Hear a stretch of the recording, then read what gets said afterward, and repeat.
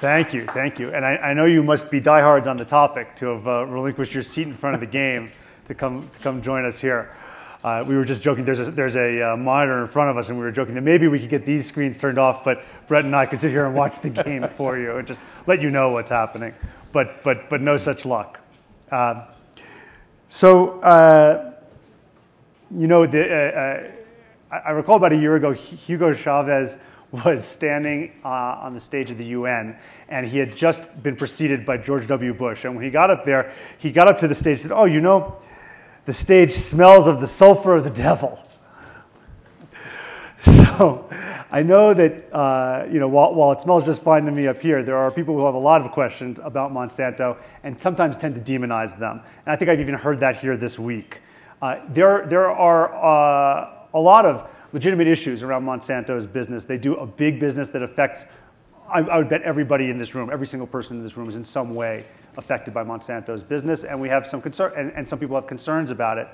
Rather than go down that demonization path, what I thought we'd do today is first get to know the man who's come to represent them, Brett Begeman, the president of Monsanto, because I find that engaging with corporations on tough issues actually doesn't work. Engaging with people and with leaders of those corporations does work. So I'd like to just take some time to get to know Brett and his history a little bit with you, and then the history of the company, and talk about where the company is today and where it might be going tomorrow, including the issues that have been raised of concern to society, and offer Brett an opportunity to express how the company sees them today and tomorrow. And then, if you don't mind, I'd like to take a moderator's prerogative and actually more or less double the question time that typically is allotted in these sessions, because I suspect that a lot of the questions that are on your mind are going to be better articulated by you than by me.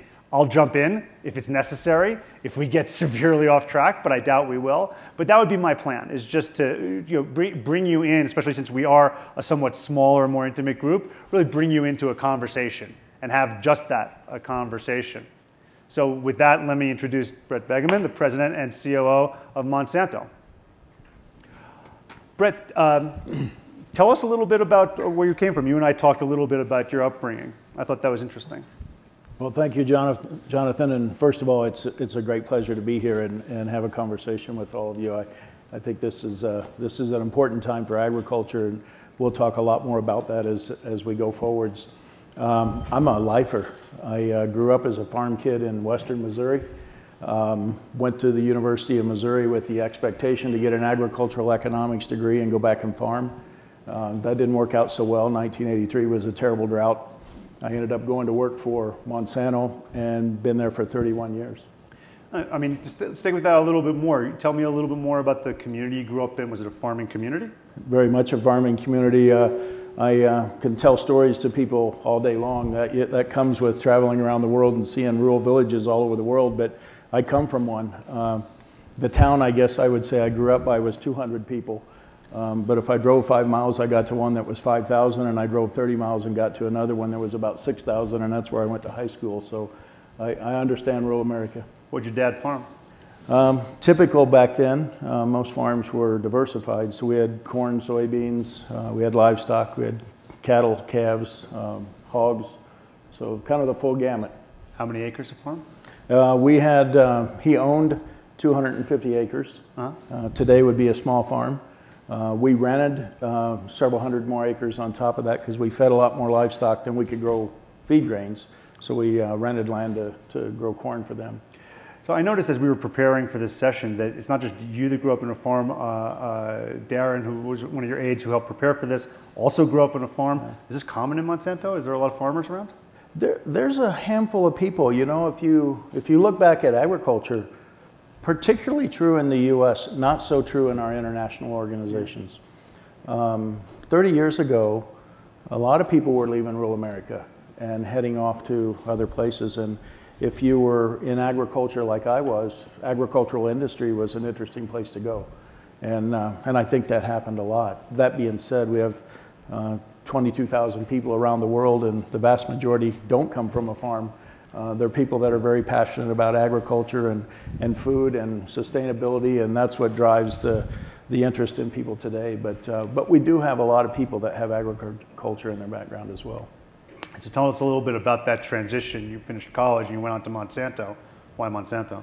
Well, I was an intern a year before I finished school, and really did the internship with the expectation to see what it was like, with no real interest in going to work there, other than what I could learn from a company before going back to farm. And then the drought changed all that, and I went back and accepted the offer from them for full-time work.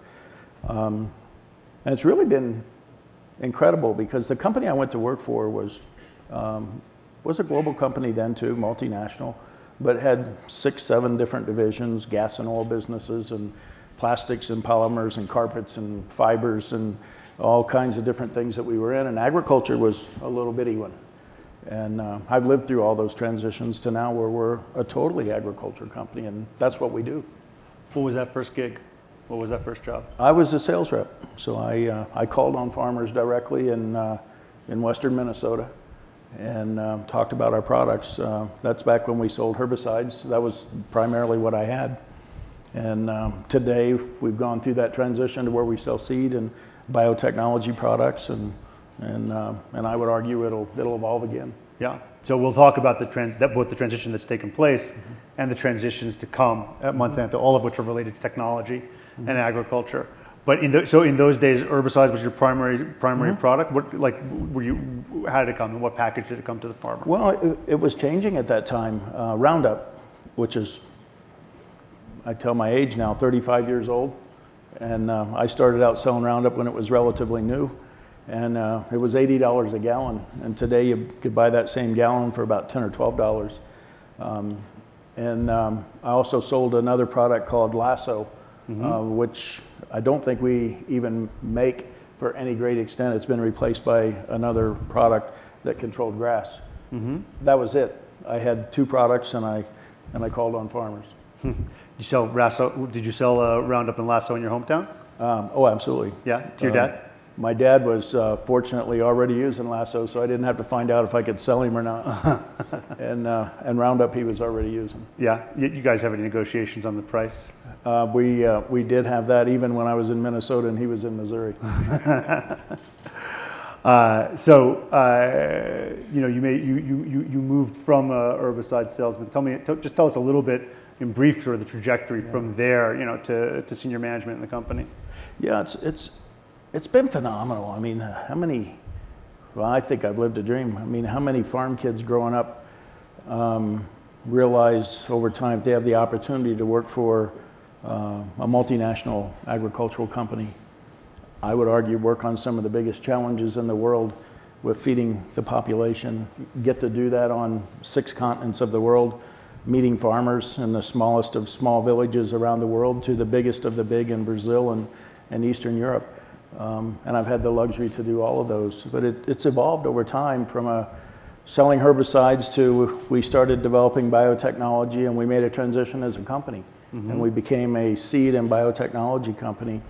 And we've done that now for 15 or 20 years, all the while helping farmers increase their productivity. And I think we're on the verge again of data science. And I think data science takes us to a whole new platform. And I still believe 5 or 10 years from now, we'll look back and we'll say, that 2014, that time we acquired the Climate Corporation, that was another transition in agriculture for Monsanto. So you talked to me earlier today about in the early 90s about the transition of Monsanto from basically an agricultural chemical company to a company that was more focused on biotechnology. Why was that choice made? And tell us a little bit about that transition. Yeah, it was, we were one of the early pioneers. It's, as you look back on the history, and a lot of times history gets rewritten, but I lived it, so I hope I'm sharing it straight up with you. That's my intent. It was tough back then. There was a lot of companies competing in the herbicide space, inventing new molecules. And the leadership of the company at the time made a huge transition. They said, you know what? We're going to leave that behind, and we're going to go focus on biotechnology. We're going to go do plant science. And we think that we can make a big difference. And they did. And you can argue in 1983 they bet the company. And they built a world-scale plant sciences research center. And I would argue that later on we bet the company again when we said we were leaving all the R&D of that business behind and went totally to the plant sciences side. Just so people understand it, you left the R&D of which business behind? Of the chemistry business and moved to seeds and biotechnology. Is that equivalent to leaving that business, leaving the R&D in that business? We still sell Roundup. We didn't get out of that business. It's a great molecule. It's a great herbicide used widely around the world. Most often talked about in relation with the Roundup Ready crops, but more of it used outside of Roundup Ready crops than in Roundup Ready crops, just because it's got a great profile. So it's used extensively there. And then we sell another formulation of acid anilids, which was like that Lasso product. I won't bore you with the lingo of chemical terms. It controls grass in cornfields that we still sell. So when you depart the R&D in a given sector and put all your bets in R&D in another sector, is that signaling your shareholders, your competitors, your other stakeholders that you have a certain view about the market you're departing from R&D? Oh, very, very definitely. I mean, it's it's commonplace. You go to an industry meeting and you're the one in the room that's been telling the world that you're leaving an industry focus area as chemistry or going to a new area like biotech. And yeah, it's common knowledge, because being a publicly traded company, you have to disclose all of that, and you disclose where your R&D dollars are going. So it was really clear to the industry. And to tell us a little bit about what the technical Monsanto, if you will, or the biotech Monsanto looks like. Your people talk with me a little bit about hardware versus software. Yeah. This was I had to be walked through it myself. Yeah. So maybe walk through our colleagues with it. Yeah, it's one of those things that can be made into this complicated monster that I think is really a lot simpler than that.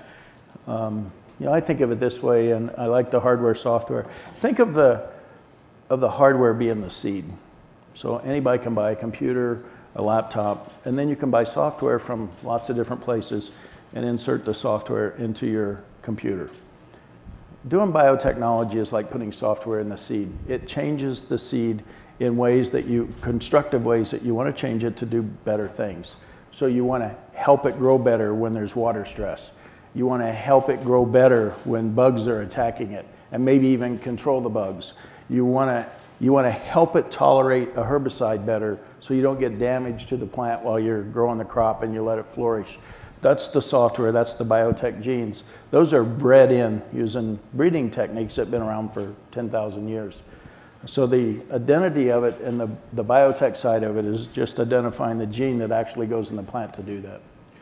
So where's the difference between what's been done for 8 to 10,000 years and what's been done for 30 to 40 years? Bringing in a gene. Bringing in the gene that helps the plant understand that it needs to, in this case, be tolerant of Roundup, if it's a Roundup tolerant plant. In the case of a protein, it's to teach it to make a protein.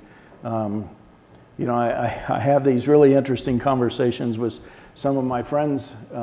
And being an agriculturalist, you have all kinds of friends. So I have organic friends, I have conventionally growing friends, et cetera, et cetera. So I say, isn't it interesting that I can take the same protein that you use on your plants and have the plant produce that itself rather than spraying it on, and mine's bad and yours is good. But that's what we do. The plant produces that same protein that's found in the soil made by Bacillus thuringiensis. So it's just found in the soil and it's naturally in the plant. Which is what we've done, and that's the products that reduce the pesticide use. So if I can get just a little tech geeky on this, can you describe to us sort of mechanically how the gene gets into the plant? How is that technology applied? Yeah, I'm an ag economist and not a scientist, but I'll do my best rendition of Dr. Fraley. Typically, if you go back to the old days, the early days, it was blasted in. What isn't talked about a lot around is mutagenesis and those kind of things that have gone on for years and years and years, where you shock plants and you throw different things at them to try to shock them, and they mutate into something different. This was literally shooting DNA into the plant, and you hope it takes. That was the crude way. Along comes this thing called agrobacterium, which Monsanto helped develop significantly, which is really the bacteria does the transfer So it's microscopic, of course, but you can track it all the way through. You see exactly what's going on. You know exactly where it went into the plant. You know exactly what piece of it's there and where it's located. Yeah. And that's what gives the scientists so much confidence around doing this and knowing what they're doing, that they feel good because they know exactly where it's at and what you're doing. And do you have a sense of this physically? I mean, is it there's a needle inserting into a seed? Some like to describe it that way, but that is a long, long ways from how it happens. It actually happens in a petri dish inside of a cooler in a growth chamber in a research center somewhere in the world. And I would tell you, you know, it's interesting. I'd venture to, this might be an overstatement by a little bit, but I don't think so.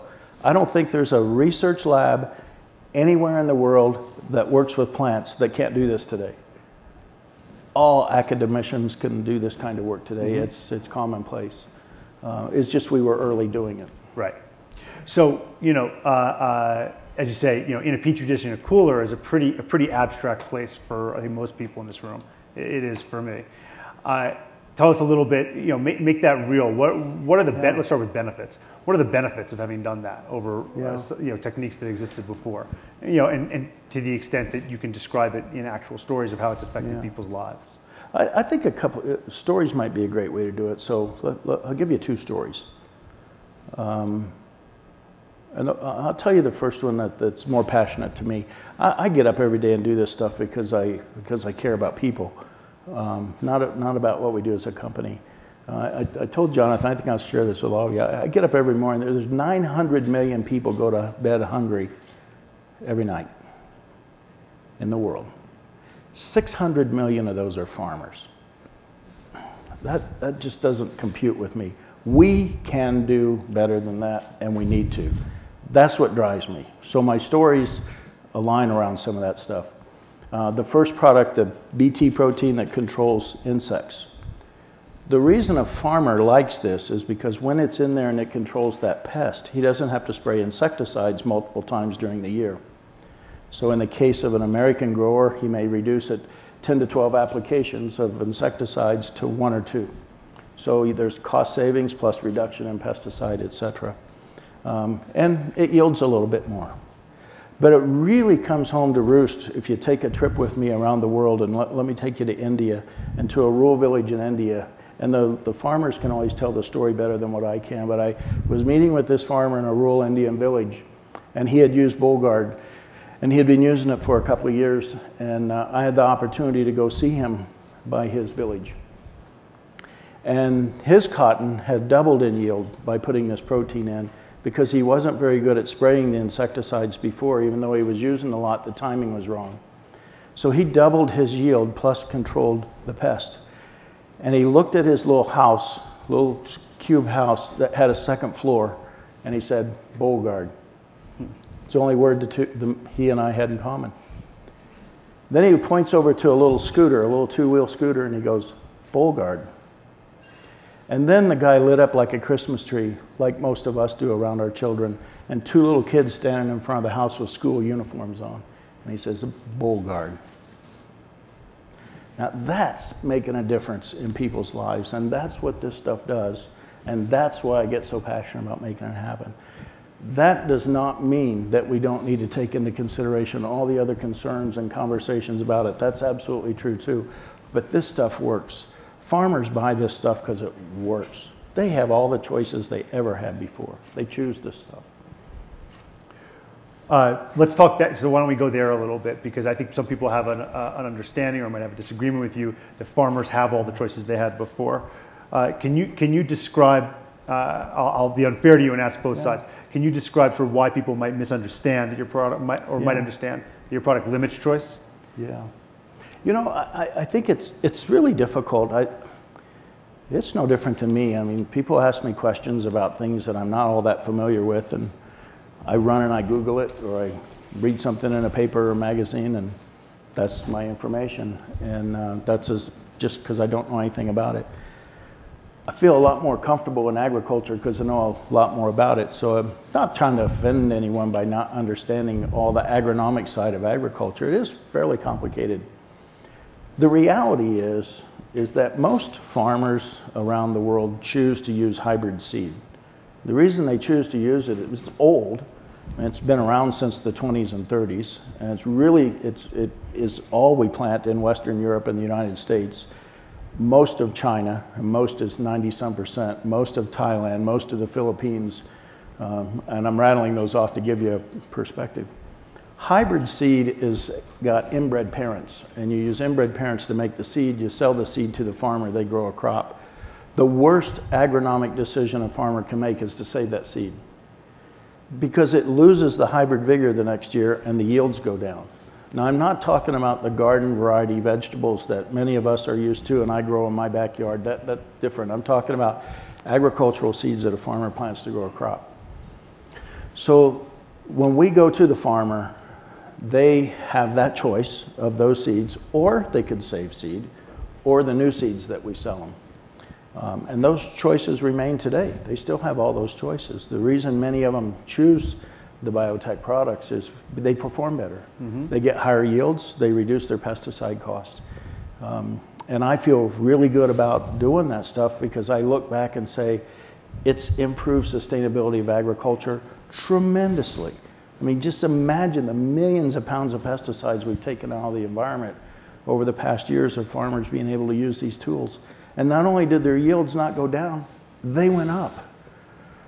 That's sustainability as best we can get it. Increasing the productivity and doing it with less. That's part of this.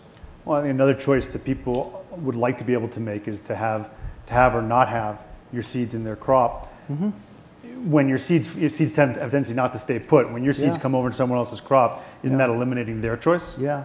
You know, I hear that all the time, and being an Aggie, and I'm sorry, but where I live and work with the farmers I work, it just doesn't happen that often. We know corn pollen moves, but farmers have been farming beside each other for years, both in small villages and in large farms. They know how to manage those differences. Unfortunately, some of the stories that get out there, you know, probably the most popular one, if I might guess, is from Canada. And a farmer growing canola up there, Percy Smizer maybe. And you know, the interesting part of that is the wind blew that into his field. But isn't it interesting that it blew it into that field in perfectly straight rows, just like if you drilled it with a mechanical drill. And it didn't just mix the pollen, it actually pollinated every single plant in the field, because he actually sprayed the field with Roundup, which he alleged blown in there. So why would you spray a canola field with Roundup if you didn't have Roundup Ready canola? You'd never do that and kill your crop. So there's just a lot of misinformation that runs around on that. So just so I understand, are you saying sort of the fix is in? Are you saying are you saying that example was sort of fixed against you? Well, I think the Supreme Court of Canada would agree with it. Mm-hmm. Now that doesn't mean that farmers shouldn't have a choice to sit down with their neighbor and say, hey, I'm nervous, you're growing this, I'm growing that. And they might mix. For example, some of our organic friends that want to grow organic agriculture, yes, if the biotech pollen gets onto them, that's a challenge.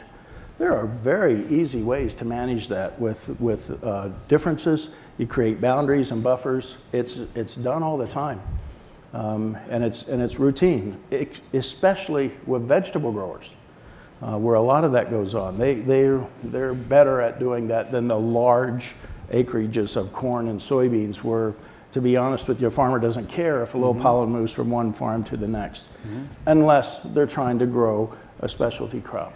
Is this a particular problem for biotechnology crops, or is it the same problem as like blue corn and yellow corn? It's blue corn and yellow corn is exactly the same. You know where bicolor sweet corn came from? Isn't that wonderful stuff?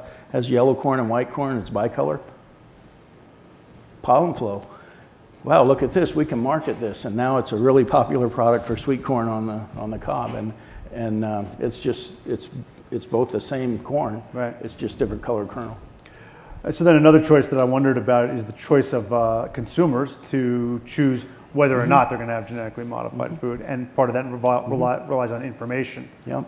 Is there a reason they shouldn't know? that there's GMOs in their product? Well, let me start by there's absolutely no reason why they shouldn't know. Okay, I'm not there. There's no reason you shouldn't know. But I would say that I believe more strongly in voluntary labeling, which is occurring today. And I think one of the fabulous examples of that's Cheerios. General Mills came out and labeled it and voluntarily labeled it. I'm really, really concerned and nervous about state initiatives, not because I don't want the consumer to know. It's because imagine the day if we had a regulatory system that was designed state by state. I tell the story, I'm from St. Louis, which happens to sit on a river, divides Missouri and Illinois. Imagine the food delivery truck that has to stop at the state line and unload, cross the river, the state line, and load up with packages that are labeled for that state and go ahead. It adds cost. We have to find a way as an industry, cooperatively working together with the regulators, to find a system that allows the consumer the visibility they want. But please, let's not do it with a patchwork state by state, because that adds cost to all of us. And I worry most about the ones that can't afford the kind of cost increase that it could occur. A dollar is a lot for them. So we need to manage that, but it's so that we get to a transparent system. It's not to hide anything. We don't have anything to hide. And I would go so far that there are options today for someone that really wants to stay away from GMO, and I'm okay with that. I'd love to be able to convince everybody in the room and everybody in Colorado and California to buy it, but I realize there's choices out there. The organic label is certified by the USDA. It's non-GMO to grow organic food, so that's there. There are companies starting to voluntary label, so we're making progress. We need to go faster. We need to get that addressed. So is there, like, just to stay with this labeling question for a little bit longer, is there a model out there that looks like the kind of thing that you think would be appropriate? Well, I think, first of all, I think one of the most important things is we need something that runs across all the states. Mm-hmm. And I'm not going to suggest that the legislation that's in DC today is the right answer. Mm-hmm. I'm going to say it is a model. It basically says FDA is in charge, FDA decides it, and then we'll do that holistically. Okay with other ideas, but I don't see one. I haven't seen someone getting out and coming up with another one. There's some ideas around barcoding and those kinds of things on packages. I don't have an issue with that, but I'm not a packaged food company. Mm-hmm. I can't speak to that. I don't say that to not take a position. That's not our business. That's the food companies. We work with them. We're part of their supply chain. We understand that, and we want to do all we can, but they're the ones that actually have those packages. But there are alternatives there that need to be investigated. But I think at the end of the day, we need to keep in mind that whether food is grown organically, through the use of biotechnology, through conventional breeding, for whatever system, we have the safest food supply in the US. They're all equally healthy, nutritious, and they need to remain affordable. Mm-hmm. No one's ever been able to show a difference between those production systems. They are different production systems, but they grow the same food. I have no concern with somebody making choices. People make those choices all the time on lots of things. But let's make sure that we keep it reasonable. So I sense that the conversation we've had so far is already eliciting some questions in the audience. Let me just flag for you that I'll take probably another 5 or 10 minutes to explore sort of the next evolution of Monsanto and technology, and then turn to you for questions. So if you've thought about something that over the course of what Brett said, please jot it down and get ready to participate. And I'm going to encourage a discussion, a two-way discussion, not just questions coming in, but we'll try to keep it flowing. So let's look a little bit ahead, and I find one vehicle to look ahead for Monsanto is an acquisition you made last year of the Climate Corporation. Who's David Friedberg, and what is the Climate Corporation? Yeah, so David Friedberg is the CEO of the Climate Corporation. The Climate Corporation was a small startup venture started in the Silicon Valley.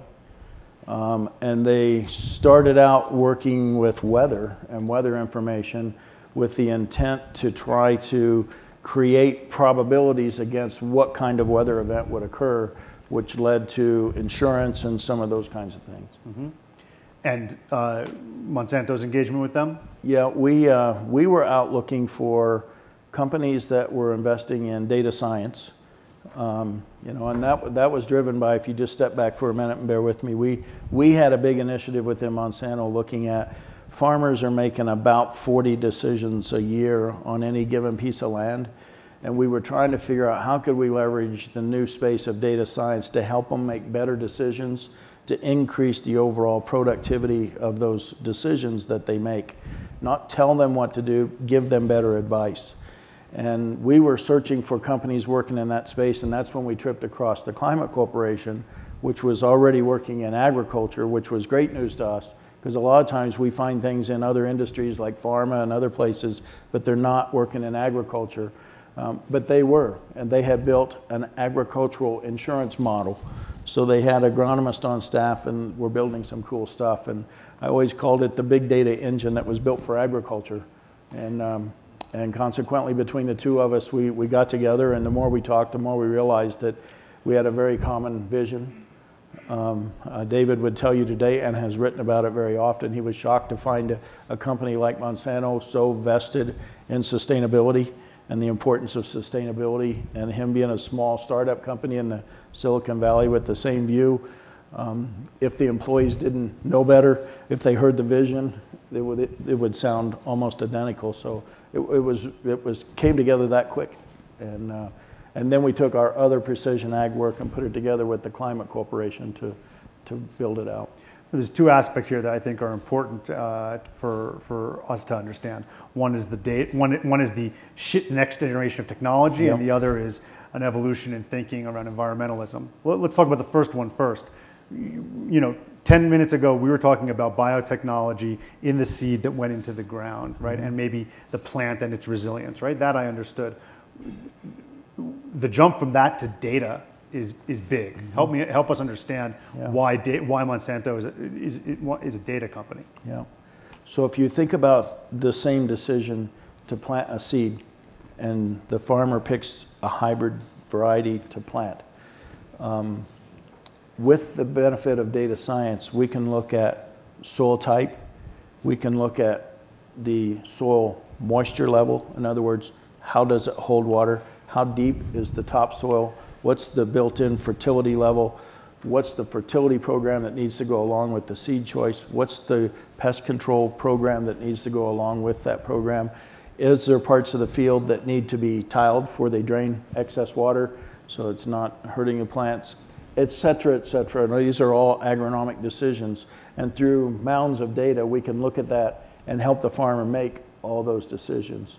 So that's the data science side of this, of helping a farmer look at masses of information. It's not things the farmer doesn't already know. He knows his soil type, he knows his seed. It's just hard to look at all the data in a relationship and make the right decision leveraging all that data. And I'll ask you the same sort of mechanical, help us imagine it, same kind of mechanical question I asked you about the seeds. How do you deliver that information to the farmer? How are you delivering that value? We're doing it today, as we just started, with what we call advisor tools. You can, in fact, you can go online yourself, climate.com, and there's climate.com Basic and climate.com Pro. Basic is a free service that's on about 40 million acres now in the US in 1 year. So I'd say with twice that many acres in the US, I think 4 times that, farmers are pretty interested in this. Million acres signed up to pay. There's things called advisors, and these advisors are things that the farmer puts some data in. We bring data from what we've collected from the public. Basically, the weather information, for example, is public. The US has soil maps, which maps all the soil types. That's all public information. So we leverage those big databases to make these predictions, and then they make recommendations for the farmer. And you know, I can imagine that a large agribusiness or a plantation could well use this data and be using it as a profitable customer for you. What about the smaller farmer? What about that small farmer in India you talked about? I have to tell you, I think one of the coolest things about biotechnology before and now data science today is, I call it scale neutral. I don't care how small you are or how big you are, you can help both. And the tools that we use for the small farmers, again, if you want to get your blood pumping, go watch some of these things. Go with me to some of these small areas, because that's where you make the big difference. The products are different. We're trying to move them from here to here, not over to here. We'll never get them in the short period of time to the most sophisticated growers, but we can make huge step changes. So in India, we use cell phones. So we text to the farmer agronomic recommendations, and they can text us questions, or they can call, if they have a phone, call an 800 number. And then that's all happening in real time. We're doing that with millions of farmers now across India. We're taking that to Africa. And then the big scale farmer, it's all done via the internet with applications predominantly on iPads and iPhones. Or Androids, I should say, so I don't offend anyone in the room. And just so we get a sense of whether this is marginal or central to your business, smallholder farmers, is the work there a social impact story, or is that core to your business? Well, I like to think it's both. It makes a huge social impact, but it is who we are. Last year, about 18 million farmers in the world used biotech. 90% of those were small farmers. What is a small farmer? That's small farmer defined as less than 10 acres. Less than 10 acres. So these are not small farms as we think of it in the US. These are small farms by developing world standard. So let me pause there and make sure there's enough time for questions and discussion with the audience. If you have a question, could you please raise your hand and the mics will find their way to you? Yes, please. And maybe just for the sake of conversation, could you just tell us, if you don't mind, saying who you are, where you're from? Oh, I'm sorry, Bill, the mic's behind you. Sorry, I'll give it right to you. My name is Marty Sprinton, I'm local. I am a technologist, and I understand the technical benefits you're talking about with farmers, those 40 decisions and so on. I also clearly understand that the food supply needs to be improved, less herbicides, et cetera.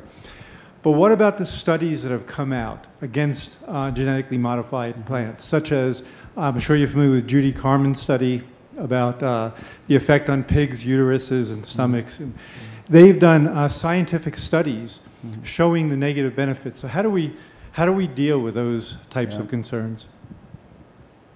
No, that's a great question. Thanks for asking. This is the difficulty of science. Any of you working in a science field know this.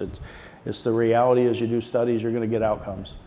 And I told you early on, I'm not a scientist, but here's how I think about it.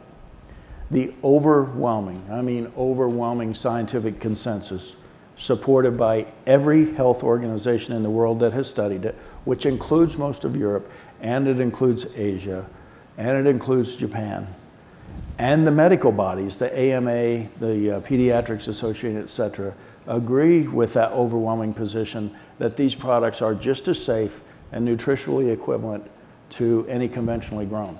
Now, there will be studies that are done, like the pigs that you talked about, I believe was done in Australia. The sad part of that was that was a really horrible situation. The pigs were all sick. These were pigs living in I grew up as a pig farmer, inhumane situation that they subjected the pigs to before they could ever get them in that condition. It's hard to argue to see the difference that was occurring between these pigs and the study. I'm not the scientist that reviewed the data. That's the feedback from the peer reviewers in the scientific community. The other one that gets a lot of popular play is the one out of France. And it was rejected, it was taken out of a journal. The Seralini rat study, as it's often referred to, was very popularly spread across the world. Virtually every scientific body out there disassociated themselves with it and said, this is bad science. That was just republished again. And by the way, the first time they brought it out, it was put into a journal, then it was retracted from the journal, now it's back out again. So, I can't sit here and tell you that I've read every one of those scientific studies, but I do trust the overwhelming consensus, and I do trust the Academies of Science and the American Medical Association. And the people I trust the most, to be really honest with you, is the people I work with every day. I know these people. These people have families just like me. They have children, they have grandchildren. They feed them the same food that I feed my kids and my grandkids. And they care about it just as deeply as I do. And they don't have a concern based on the science. That's enough for me. I can't say it's enough for everyone else. Yes, hi. Bill Nitza from Washington, D.C. I'm interested as to whether you're going to take the Climate Corporation database and software and develop what they were beginning to develop, which is an insurance product. In other words, that this would not be just a platform for you to micro-design your own suite of products on the agricultural side, but would provide them with an instrument that would incentivize long-term adaptation and provide them with a financial backdrop.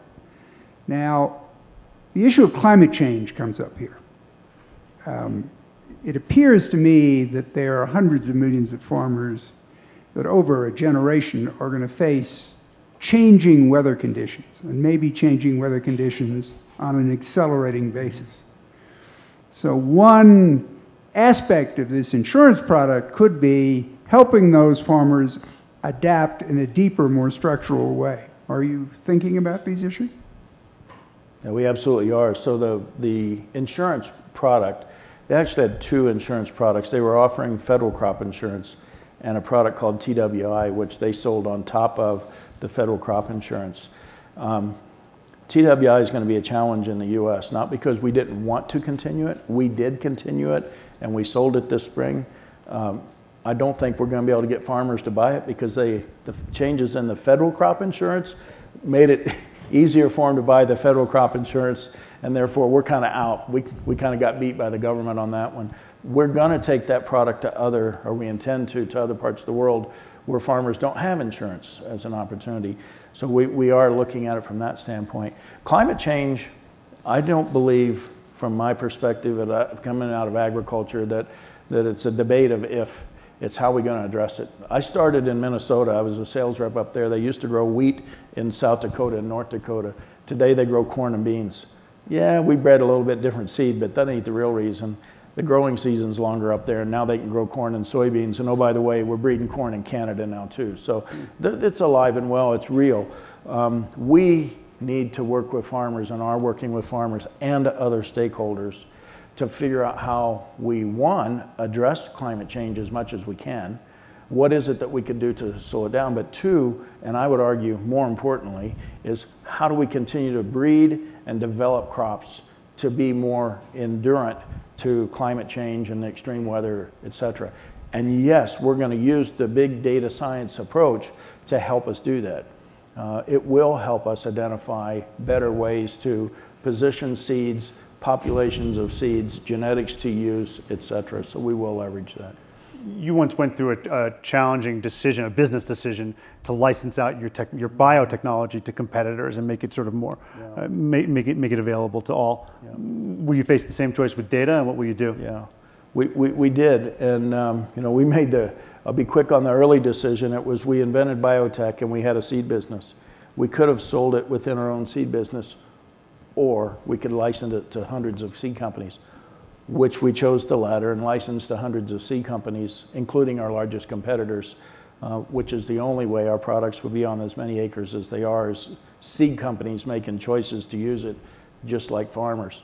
We're kind of at that stage with the data science space. And the day we bought the Climate Corporation and we announced it with the position that we hope to build a platform, and we welcome all players. We welcome the equipment companies, we welcome the seed companies, we welcome the food companies, the crop protection companies, the fertilizer companies. Let's build one system. Let's build a ubiquitous system that all farmers can use so that the farmers can be in control of their data and choose where it goes. But let's just use the same one, let's not build two. And we're getting some good signups on that. It's going well. In the back, the lady in blue and white. Yeah. Hey, I'm Sarah Holbrook, and I run a nonprofit that promotes science education for kids in rural southwestern Colorado, based in Telluride. These are kids that used to be ranchers or farmers, and now they're going off to college and majoring in things like computer science and bioengineering, mechanical engineering. I'm wondering if you could speak about your workforce a little bit and tell me what kind of backgrounds work for you guys.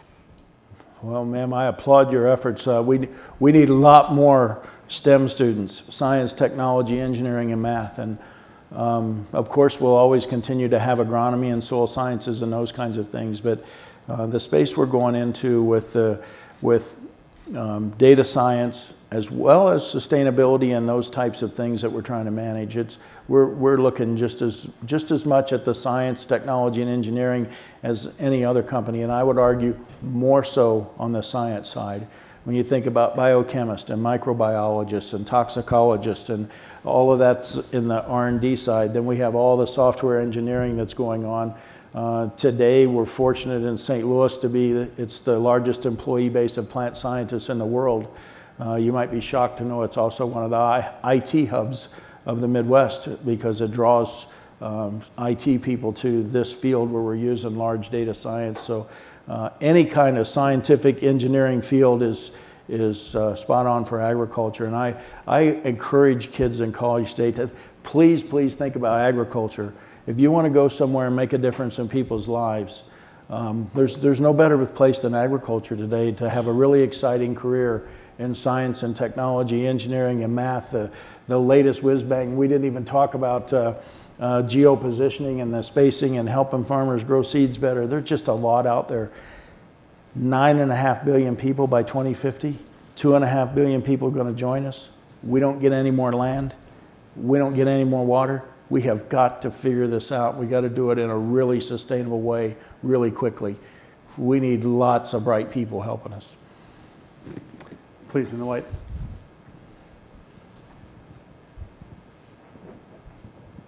Hi, thank you. My name is Gina Murdoch. Thank you for being here. The question that I have, a couple things I just want to make sure I understand you correctly. First off, is that you are supportive of GMO labeling if it's done in a comprehensive way and in a federal way. Is that true? I said I would be supportive of voluntary labeling, and that would be the approach that we would go, is voluntary labeling along with the organic labeling. What confuses me about that just a little bit is because as you've been speaking, you are very proud of your products, and you are saying also that they are just as nutritious as organic from the studies that you've cited, which is also very surprising to me. But I don't have the science on the other side to dispute that. So if you are proud of your products and you think that they are nutritious and wonderful for the public, why wouldn't you support labeling these across the board? I think for a lot of people... you mean mandatory label? Mandatory, right, in a federal way. I understand what you're saying about the states piecemeal. I know that you're suing Vermont currently because they have passed... We're not, but GMA is. Okay. Yeah, sorry. And so I'm curious about that. And the other thing that is curious for me is also that there is such a backlash against Monsanto publicly. I mean, there are hundreds of thousands of people that march against Monsanto every year, every time there's a, something that comes up. And then yet when we look at your cafe out here, it looks like this organic, idyllic scene. So where is the misconception with the American public, at least America, and in Europe, by the way, as well, where you're doing this amazing service for the people of the world, and yet there are hundreds and thousands of people that protest against that? I'd love to have some clarity on that, if you don't mind. Yeah, I wish there was an easy answer to your last point. I think what is missed by a lot of people is over half of the R&D that we do as a company is directed into something other than biotechnology. Biotechnology is a piece of what we do. Many of the seeds we sell around the world, so most of what we sell in Europe, all of our vegetable seeds except sweet corn and one little squash, many of our seeds across Asia are non-biotech. We're one of the largest supplier of seed to organic growers. And we love those customers just like we love any other customer. We try to create choices for the farmers to make the choices so that they can produce what the consumer is looking for. To your question on the labeling, I wish all these things had really simple answers, but they're complex and they're complicated. And I go back to the things that we look at to label in the US typically are the things that aren't so good for us. And I have to tell you, I believe that as soon as you slap a label on something, there's a stigma that goes along with that label. And sometimes it's positive and sometimes it's negative. And I believe if we slapped a label on all of the food that was out there that was derived from a GMO product, it would give a negative connotation. And I am highly confident, as sure as I'm sitting here with you today, that there is absolutely no discernible difference between that food and organic food. But it will drive up cost to millions of people that struggle every day to make ends meet. Isn't there a way we can give the consumers that choice? And that's what I'm searching for, and that's why I think voluntary labeling, which allows people the choice, the organic label, which we already have, which also gives people the choice. There's two choices there to get at non-GMO without adding another regulatory label to the food. At the end of the day, others will make that decision, but you asked me how I feel and where I come from. That's where I'm at. I have nothing to hide. I have no reason to hide any of the things that we do. We try to be transparent. I hear from people many times that we're not as transparent as we think we are. We're working on that. I hope you'll go to our tent outside and take a look. We have a new website that we have out there. We want your dialogue. We want your questions on labeling. Please keep talking to us. We're after the same thing. How do we feed a hungry world, do it in a sustainable way, and make a difference in people's lives? That's what we're after. But I will tell you, I am motivated to think about all the lives. And not everyone can afford all the choices that everybody else can in the world. Well, I'll say that I think that one reason the level of response is so high and so adamant at times, not just against Monsanto, but other companies I know that are in the spotlight, is because people don't feel they have a means of access into that discussion. So take that one step further, what you just said, the invitation. How could the people in this audience engage you on those topics? We're wide open to engage. I would encourage you to reach out to Monsanto. We are one that does follow our Twitter stream. We do follow our Facebook. We do try to respond. Sometimes we get overwhelmed. Yes, when there's good things and bad things going, we get overwhelmed. Don't give up. Look at our blog. Reach out to us. We would welcome people to engage in this conversation. I do believe that we will find better answers if we work together on it. It's not for us trying to avoid others. At the end of the day, the challenge is great for agriculture, and this is going to take everyone. I really do believe it. It's a challenge and an opportunity. But you can reach out to us virtually any means, emails, etc., and we will respond and we will engage. So there's just a few more minutes left. Why don't we take, if you don't mind, we'll take 3 questions together and get just quick, like rapid fire. If you'll just indulge us in rapid fire questions and rapid fire response, we'll get as much as we can. Let's get 3. I'm just frustrated with this GMO as it relates to the population growth in the rest of the world. Yeah. It's nice for those of us that are here in Aspen to go to Whole Foods and want to buy product with barcodes or QR codes that say what it is. But does anybody really have a clue? And this is where Monsanto, I think, has failed, is in not really explaining to the world how critical food supplies are with population growth, with water problems, et cetera. How are you going to address that? Because I think it's a PR issue. It's a great question. Let me just go rapidly. 2 more. Okay. I'm Danny Hillis. I'm a scientist. And I actually believe that I believe your argument that deliberately modified foods are as healthy as randomly modified foods. But I find it very hard to be on your side when you take the labeling position that you do. So I think you're actually working against yourself. It's just a comment. Great comment. Let's get one more. These are both terrific comments. One more. I just wanted you to address the bee situation. Great. Okay. B, label, population. So thank you in the back for the comment. I would agree with the gentleman here in the front. Yeah, we failed.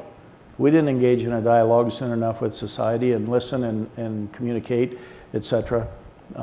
But we're here now, and I'm asking you to join us and let's have that conversation. because there is another 2.5 billion people that are going to join us. We get 70% of the fresh water for agriculture. We won't get more. We have to figure out how to increase the productivity of agriculture. Bees. There's no industry in the world that cares more about bees than agriculture. It is our lifeblood. I wish there was a really simple solution. There's not. And it's not banning a few pesticides here or there that's going to solve the problem. This is large, this is complex. We need to get together and work on it together. And there is a bee group that has been working together, making phenomenal progress. There's varroa mites that we have to address. Yes, we can talk about stewardship of pesticides. That needs to be included in there. We have to talk about natural diet. We have to talk about foraging and feeding areas, and we have to do that together. Just for example, these same pesticides that everybody wants to ban are used in Australia, and the bee population has no problem. But it doesn't have varroa mites in that same population either. The bees were already having a problem in Europe before these pesticides were there. So I'm not saying that's not the solution. I'm saying let's get together, work on that really big bee solution together. Because it's complicated, but there is an outcome, and we all need it. All the stuff out there in our tent, 30% of the food that you eat every day, a bee had something to do with it. We need to take care of them. Labels, even from a scientist who sees what you're saying about the GMO, but doesn't see what you're saying on the labels. Yeah, I have a view. There's nothing wrong with your view. I'm not trying to make the other people wrong that say, gosh, I think it should be labeled. If there's no difference, the nutritional value is the same, et cetera, et cetera. I question the value of putting a label on that, especially when it can have the risk of the connotation of something negative. They're just not things that we label in the US that are positive for us or neutral. I believe that it will be negative. I believe that will encourage people to make choices of more expensive food. If the organic industry would agree to sell theirs at the same price, then let's do that, because then I don't have to worry about the large portion of the population that I worry can't afford to have an increase in their food price. Those are all, I think, real issues that we should collectively talk about together. I'm not opposed to it. It's just we need to work on it together. All right. So as a moderator, I'll save the last question for me. I was thinking about some of the issues that were at play and found myself thinking about Robert Malthus. So I don't know if he ever spoke here at Aspen, but he said something that was relevant. He wrote, "The power of populations is indefinitely greater than the power of the earth to produce subsistence for man." Is he right? Is he wrong? And if he's wrong, why? Well, he must have been a pretty wise man, but I think if we play our cards right and we manage the planet effectively together, I think we got a shot. I think we can sustain ourselves and manage against an expanding population. I suspect that, yes, there's a limit somewhere out there, but smarter people than me will figure that one out. Good. Brett, thanks very much. Please give Brett Begerman the applause.